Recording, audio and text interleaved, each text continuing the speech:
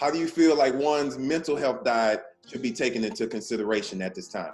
Yeah, definitely. I think we have to truly monitor what we're consuming in, especially through the media. I think a lot of times if we consume in too much through the media, it ends up sparking and exacerbating that fear, the anxiety, the stress that we see, and we don't necessarily know how to monitor it. I think a lot of people talk about, oh, well, I need information. And I think there's a balance between receiving information and healthy information and just digesting everything that comes your way. So one, being clearly and intentional about what you are taking in. And this is a great time to start setting boundaries. Boundaries is something that we talk about before COVID-19. It's one of the most difficult things that people have trouble with. Setting boundaries with family, setting boundaries at work, setting boundaries with themselves. And I think this becomes an area in which you can set boundaries of knowing what you can healthily consume and what you need to leave away. And I think one way to gauge that is by looking at your functioning. What does your functioning look like right now? And when I say that, I'm talking about cognitive, emotional, and behavioral. What's the motivation, the concentration, your processing, your attention span looking like? Emotional, are you irritable? Are you sad? Are you going through swings? Behavioral, how's your eating? How's your sleeping? We're gonna see some changes in that with COVID-19 being in the house all day, but to the point that it is taking us too far out of our element, we need to start stepping back and say, well, I need to start creating boundaries around the information I'm receiving. I need to create boundaries around the people I'm engaging with. I need to set boundaries between work and school and personal life. Ms. Cashaw said it, you can't expect your child to be studying and doing schoolwork for 7 hours a day at home. That's not a true expectation.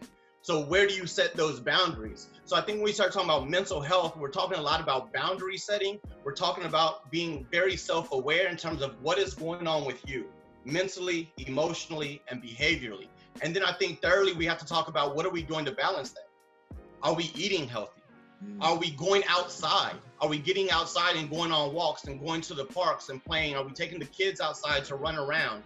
Because those are healthy parts of their development.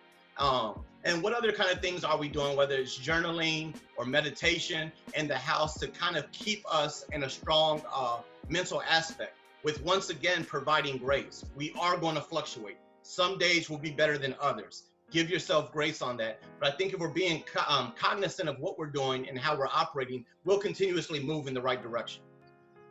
Oh, Dr. Sutton, he mentioned journaling, which I love to do. And I had to, usually I'll do it at the end of the day to think and reflect on my day.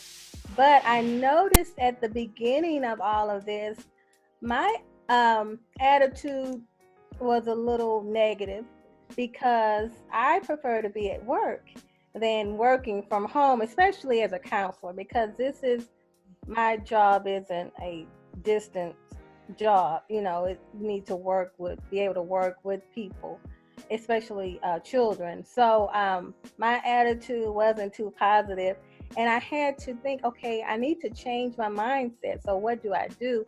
So I started doing journaling in the morning, and it was more of gratitude in writing what I was thankful for to get me into a more positive mindset to be able to get started with the day.